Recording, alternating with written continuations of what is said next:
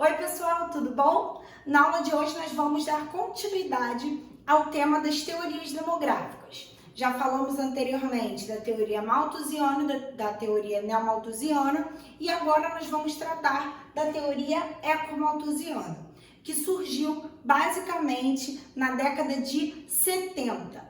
Como é eco, a gente já pode perceber que vai se estabelecer uma relação entre o crescimento populacional e a degradação do meio ambiente. Mas em que contexto isso aconteceu? Primeiro, num contexto de Guerra Fria, de bipolarização mundial. Um outro elemento que a gente pode ressaltar é que alguns países estavam passando por processo de industrialização.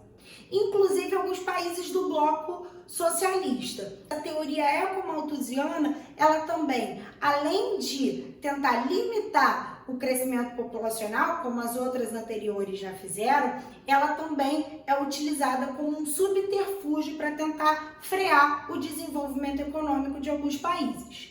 Ela vai ser gestada na década de 70 no Clube de Roma, que foi um encontro de cientistas de várias partes do mundo que se dispuseram a discutir 5 tópicos principais: tecnologia, população, nutrição, recursos naturais e meio ambiente.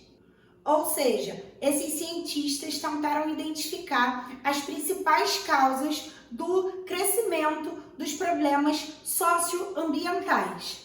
E aí, alguns elementos eles podem ser destacados, como por exemplo, o crescimento da poluição, principalmente da poluição do ar, que vai se intensificando à medida que as revoluções industriais vão acontecendo e que os países vão se industrializando, o desmatamento, que é a destruição das florestas e das vegetações nativas, a exploração de recursos naturais, que tem uma forte relação com a demanda de crescimento da economia capitalista, a consequente busca pelo crescimento econômico.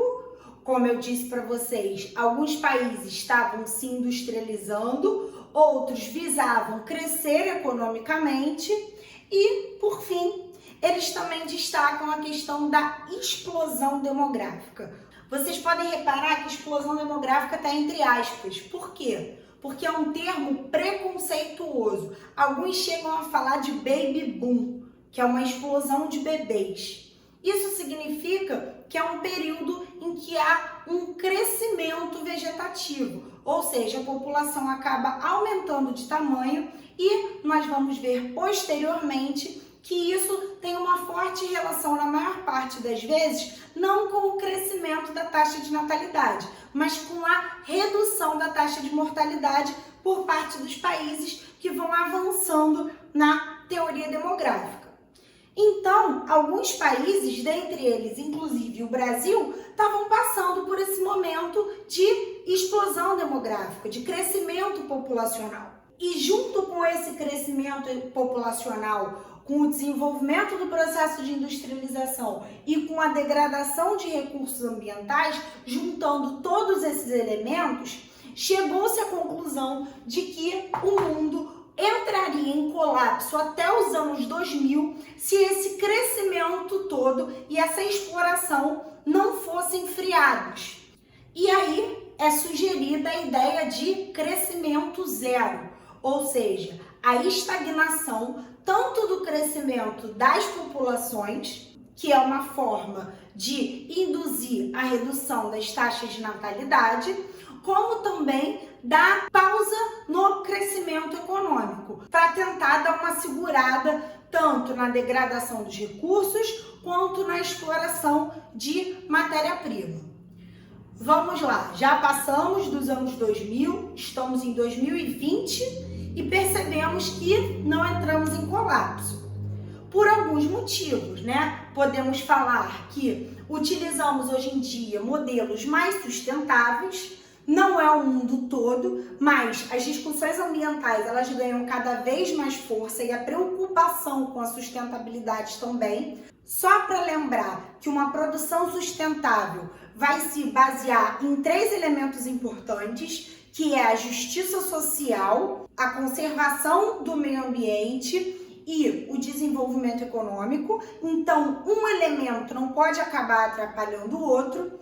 E um outro elemento que precisa ser destacado é que quando essa teoria ela alega que a explosão demográfica vai causar a degradação mundial, o colapso do mundo, ela está empurrando esse problema principalmente para os países subdesenvolvidos, que são os países que têm a maior taxa de população jovem.